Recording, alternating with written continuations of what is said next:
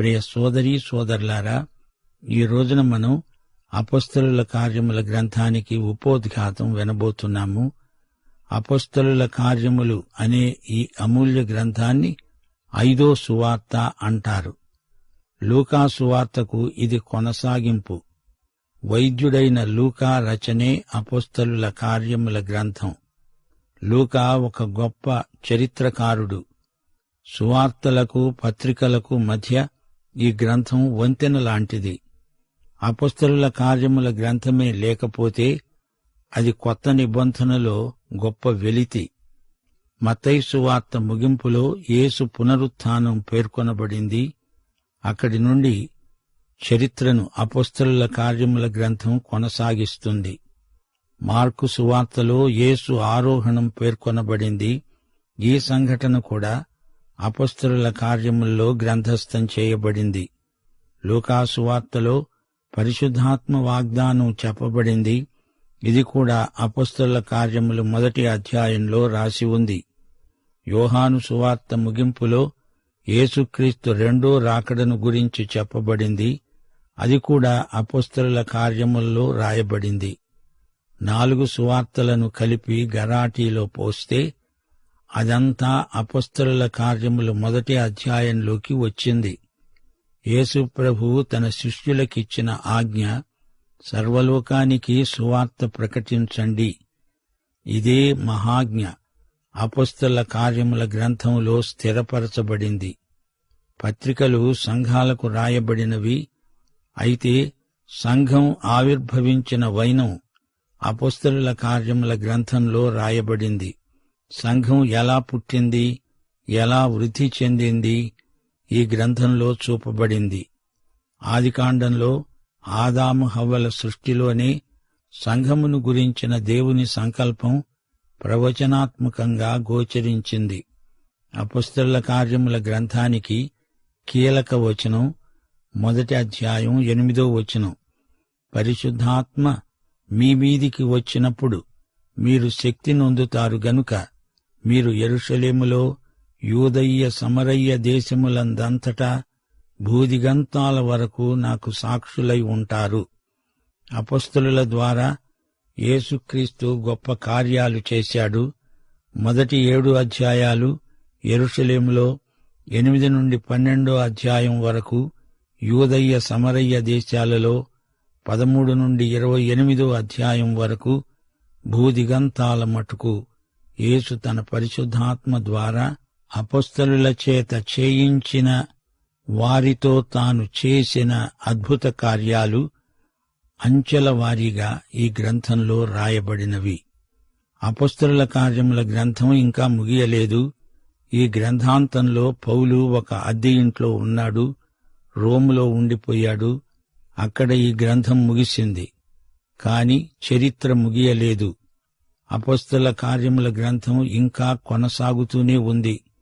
పరిశుద్ధాత్మ యేసు శిష్యుల ద్వారా జరిగించే కార్యాలను ఇంకా పౌలు పరలోకంలో ఉండి రాస్తున్నాడేమో అనిపిస్తుంది. 1వ అధ్యాయంలో యేసు ఆరోహణమై వెళ్లిపోయాడు. అయినా పరలోకము నుండి ఆయన ఇంకా తన ఆత్మ ద్వారా పనిచేస్తూనే ఉన్నాడు.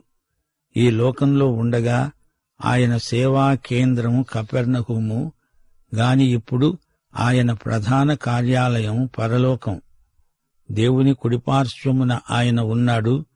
పరిశుద్ధాత్మ అపొస్తలుల కార్యముల గ్రంథంలో ముఖ్య వ్యక్తి. వాగ్దానము చేయబడిన పరిశుద్ధాత్మ రానే వచ్చాడు. అది పెంతెకోస్తు సంఘటన. యోహాను సువార్తలో పరిశుద్ధాత్మ వాగ్దానం 4 సార్లు చేయబడింది. యోహాను సువార్త 1వ అధ్యాయం 38వ వచనం, 7వ అధ్యాయం 37 నుండి 39వ వచనం వరకు, 14వ అధ్యాయం 16, 17 వచనాలు, 20వ అధ్యాయం 22వ వచనం. యోహాను అన్నాడు, యేసు పరిశుద్ధాత్మ బాప్తిస్మమిస్తాడు. పరిశుద్ధాత్మ మీ అనుదిన జీవితాలలో గుండా జీవజల నదిగా ప్రవహిస్తాడు. పరిశుద్ధాత్మ మీలో నివసిస్తాడు, మీతో కూడా ఉంటాడు. యేసు పునరుత్థానుడైన తరువాత శిష్యుల మీద ఊది పరిశుద్ధాత్మను పొందండి అన్నాడు. చివరికి పెంతెకోస్తు సంఘటనలో పరిశుద్ధాత్మను గురించిన వాగ్దానం పూర్తిగా నెరవేరింది. అపొస్తలుల కార్యములు 1:8 వాగ్దానము చేయబడినట్లు పరిశుద్ధాత్మ వారి మీదికి రాగా వారు శక్తి నొందారు. సోదరీ సోదరులారా, మనం పరిశుద్ధాత్మ యుగంలో జీవిస్తున్నాము. ఈ యుగ లక్షణమేమిటనుకుంటున్నారు? పరిశుద్ధాత్మ విశ్వాసిలో ఉంటాడు, నింపుతాడు, ప్రవహిస్తాడు. అపొస్తలుల కార్యముల్లో సంఘం యొక్క ప్రాముఖ్యం ఎంతగానో నొక్కి చెప్పబడింది. సంఘము ద్వారా పరిశుద్ధాత్మ గొప్ప కార్యాలు చేస్తున్నాడు. అపొస్తలుల కార్యములు అసలు పరిశుద్ధాత్మ కార్యములే.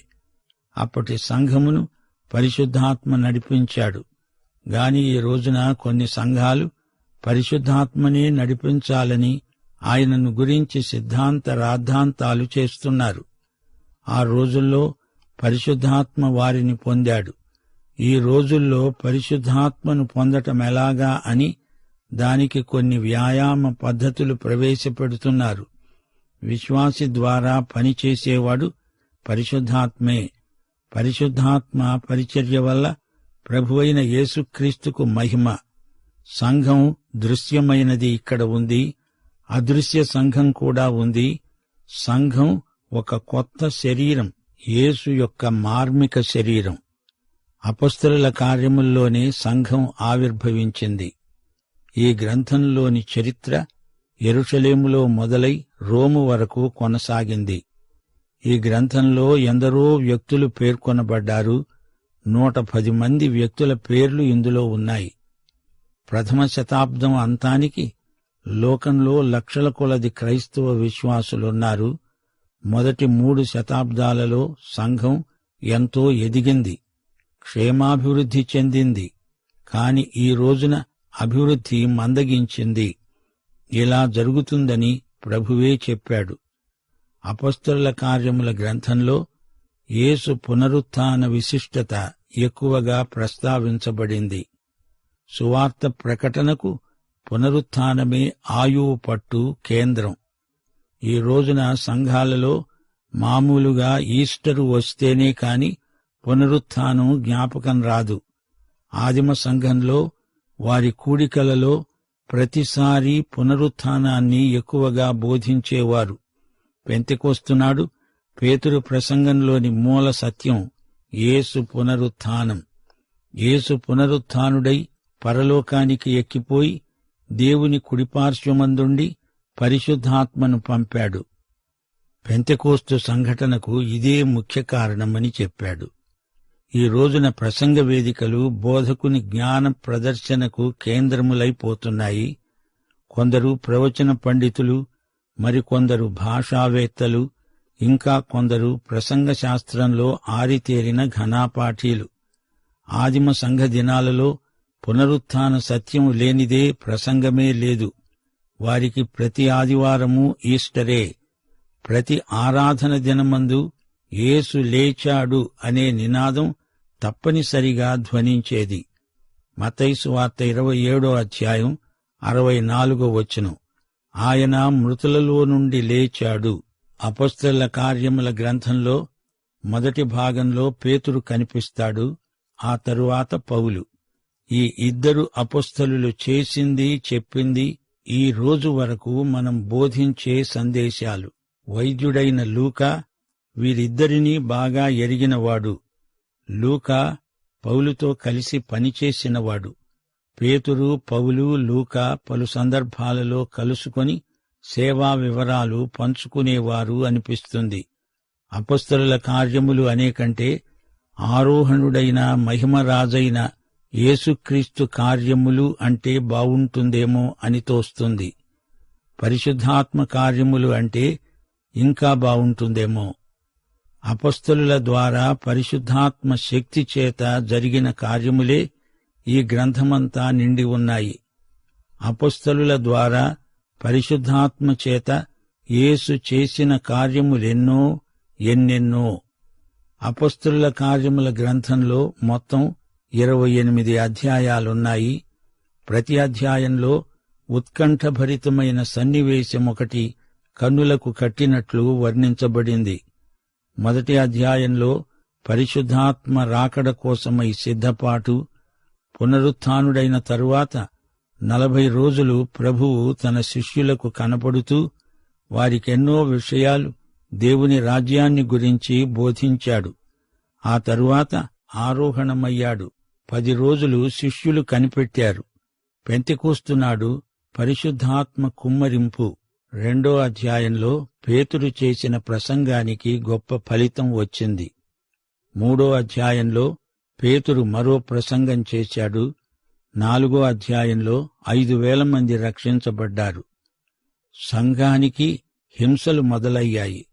5వ అధ్యాయంలో వేషధారులైన అననీయ సప్పీరాల మృతి, 7వ అధ్యాయంలో స్తెఫను హతసాక్ష్యం, 8వ అధ్యాయంలో హాము సంతతివాడైన నపుంసకుని రక్షణానుభవం, 9వ అధ్యాయంలో షేము సంతతివాడైన సౌలు రక్షణ, 10వ అధ్యాయంలో రోమీయుడైన కొర్నేలి రక్షణానుభవం. ఇతడు యాపెతు వంశీకుడు. వరుసగా హాము, షేము, యాపెతు వంశీకులు రక్షణ పొందిన విధానం వర్ణించబడింది. 11వ అధ్యాయంలో సువార్త అంతియోకు వరకు ప్రసరించింది. 12వ అధ్యాయంలో యాకోబు హతసాక్ష్యం, పేతురు చెరసాల నిర్బంధంలో ఉన్నాడు. ఇక 13 నుండి 28వ అధ్యాయం వరకు అందలి సంఘటనలు, సువార్త వ్యాప్తి విధానాలు పేర్కొనబడ్డాయి. పౌలు యొక్క ప్రథమ సువార్త పర్యటన, యెరూషలేము గోష్ఠీ మహాసభ, పౌలు రెండో ప్రయాణం, థెస్సలోనికే, ఏథెన్సు ప్రాంతాల పర్యటన. 18వ అధ్యాయంలో పౌలు కొరింథీకి వచ్చాడు. ఎఫెసులో అపొల్లోతో పరిచయం. 19వ అధ్యాయంలో పౌలు ఎఫెసు పర్యటన. 21వ అధ్యాయంలో పౌలు యెరూషలేముకు వెళ్లగా అధికారులు అతణ్ణి బంధించారు. 22వ అధ్యాయంలో జనసమూహము ఎదుట పౌలు సాక్ష్యం. 23వ అధ్యాయంలో పౌలు సన్హెద్రిను సభ ఎదుట మాట్లాడాడు. 24వ అధ్యాయంలో ఫేలిక్సు ఎదుట పౌలు మాట్లాడాడు. 25, 26 అధ్యాయాలలో ఫేస్తు, అగ్రిప్పల ఎదుట పౌలు సాక్ష్యం. 27వ అధ్యాయంలో పౌలు సముద్రపు తుపానులో చిక్కుకున్నాడు, నౌకాభంగం కలిగింది. 28వ అధ్యాయంలో రోము నిర్బంధంలో ఉంటూ యూదేతరులకు సువార్త ప్రకటించాడు. అపొస్తలుల కార్యములు 1వ అధ్యాయంలో ఈ గ్రంథారంభంలో చెప్పబడిన మాటలు ఉపోద్ఘాతమే. మొదటి 5 వచనాలు: ఓ థియోఫెలా, యేసు తాను ఏర్పరచుకొనిన అపొస్తలులకు పరిశుద్ధాత్మ ద్వారా ఆజ్ఞాపించిన తరువాత ఆయన పరమునకు చేర్చుకొనబడిన దినము వరకు ఆయన చేయటానికి, బోధించటానికి ఆరంభించిన వాటినన్నిటిని గురించి నా మొదటి గ్రంథాన్ని రచించాను. ఆయన శ్రమపడిన తరువాత 40 దినాల వరకు వారికి అగపడుతూ దేవుని రాజ్య విషయాలను గురించి బోధిస్తూ అనేక ప్రమాణములను చూపి వారికి తనను తాను సజీవునిగా కనపరుచుకున్నాడు. ఆయన వారిని కలుసుకొని ఈలాగు ఆజ్ఞాపించాడు: మీరు యెరూషలేము నుండి వెళ్ళక నా వలన విన్న తండ్రి యొక్క వాగ్దానము కోసమై కనిపెట్టండి. యోహాను నీళ్లతో బాప్తిస్మమిచ్చాడు గాని కొద్ది దినములలోగా మీరు పరిశుద్ధాత్మలో బాప్తిస్మము పొందుతారు. శ్రోతలు వింటున్నారా? యేసు పునరుత్థానానంతరం శిష్యులకు 40 రోజులు అనేక విషయాలు బోధించాడు, వారికి కనపడ్డాడు. తాను ఆరోహణమై వెళ్లుతున్నాడు. తాను రెండోసారి అదేవిధంగా తిరిగి వస్తాడు. అపొస్తలులు పరిశుద్ధాత్మ కోసమై 10 దినాలు కనిపెట్టారు. 12 ఒకడు తప్పిపోయాడు. ఆ స్థలాన్ని నింపడానికి మరొకరిని ఎన్నుకునే ప్రయత్నం చేశారు. లూకా అంటున్నాడు, ఇంతకు ముందు నేను నా మొదటి గ్రంథాన్ని రాశాను. ఆ గ్రంథమేది? అదే లూకా సువార్త. దాన్ని కూడా థియోఫెలాకే రాశాడు. థియోఫెలా అనే పేరుకు అర్థం దేవుని ప్రేమికుడు. ఇది ఒక వ్యక్తిని ప్రత్యేకంగా ఉద్దేశించి రాయబడింది. ఈ థియోఫిలా అనే వ్యక్తిని లూకా బాగా ఎరుగును. లూకా సువార్తలో ఈ లూకా ఏమి రాశాడు?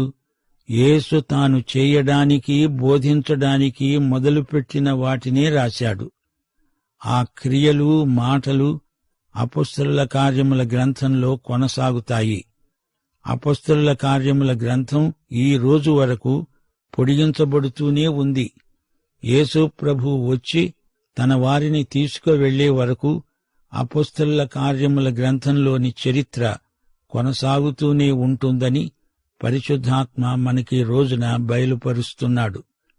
యేసు బోధించడానికి, చేయడానికి మొదలుపెట్టినవి ఆయన ఆరోహణమైపోగానే ఆగిపోలేదు, కొనసాగాయి. ఆయన తిరిగి వచ్చే వరకు కొనసాగుతాయి. ఈ రోజు వరకు కూడా పరిశుద్ధాత్మ ద్వారా యేసు మాట్లాడుతున్నాడు, పనిచేస్తూనే ఉన్నాడు. ఆయన బోధ, ఆయన పని ఆగిపోలేదు. ఇప్పుడు యేసు ఎక్కడ్నుంచి పనిచేస్తున్నాడు? పరలోకంలో దేవుని కుడిపార్శ్వాన సింహాసనాసీనుడై ఉన్నాడు. యేసు ప్రధాన కార్యాలయం పరలోకంలో ఉంది. పరిశుద్ధాత్మ యేసు ప్రభువుకు ప్రధాన కార్యదర్శి. ఈయన ఇక్కడ ఉండి మరో ఆదరణకర్తగా పనిచేస్తున్నాడు. విశ్వాసుల ద్వారా, తన సంఘము ద్వారా పని జరిగిస్తూనే ఉన్నాడు. యేసు తన పునరుత్థానానంతరం 40 రోజులు ఇక్కడే ఉండి తన అపొస్తలుల మధ్య పరిచర్య చేశాడు. వారికి దేవుని రాజ్యాన్ని గురించిన మర్మాలు బోధపరిచాడు. ఈ విధంగా తన పునరుత్థాన వాస్తవాన్ని ధృవపరిచాడు. సువార్తలలో యేసు 3.5 సంవత్సరాలు చేసిన సేవకు, ఆయన మృతులలో నుండి తిరిగి లేచి 40 రోజులు చేసిన సేవకు ఎంతో వ్యత్యాసముంది. యేసు సమాధి ఖాళీగా ఉంది. యేసు లేచాడు. ఈ రుజువు ఈ రోజున మన విశ్వాసాన్ని ఎంతో బలపరుస్తుంది. అందుకే 2 కొరింథీ 5:16 పౌలు అన్నాడు, ఇక మీదట మేము శరీరరీతిగా ఎవరినైనను ఎరుగము. మేము క్రీస్తును శరీరరీతిగా ఎరిగి ఉండినను ఇక మీదట ఆయనను అలాగు ఎరుగము. 2000 సంవత్సరాల క్రితం ఈ భూమి గడ్డ మీద నడిచిన యేసు భౌతిక శరీరాన్ని మనం చూడలేము కాని మనమాయన్ను పరిశుద్ధాత్మ ద్వారా మన అంతరంగమందు ఎరుగుదుము. మహిమలో పరలోకమందున్న యేసును ఆత్మరీతిగా ఎరుగుదుము. ఆయన సజీవుడు, మనకు సమకాలీనుడు. ఈ సత్యాన్ని సంఘం మరవటానికి వీలు కాదు. మతం మృతం. మతాచారాలలో యేసు కనపడడు. పరిశుద్ధాత్మ ద్వారా మాత్రమే యేసు సన్నిధిని అనుభవించగలం. మనమిప్పుడు సజీవ క్రీస్తును ఎరుగుదుము. ఆయన మన రక్షకుడు, ప్రభువు. యేసు ఎన్నో ప్రమాణాలు, నిదర్శనలు చూపి తాను సజీవుణ్ణి అని వారికి కనపరుచుకున్నాడు. 2000 సంవత్సరాల క్రిందట మన మధ్య సంచరించిన యేసు ఈ రోజున సజీవుడు.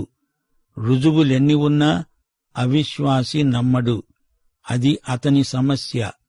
చరిత్రను అందరూ నమ్ముతారు, దానికి రుజువులు కావాలని ఎవ్వరూ అడగరు. తన మరణ పునరుత్థానాలను యేసు సజీవుడై ఎన్ని రుజువులు చూపినా వీరు నమ్మరు.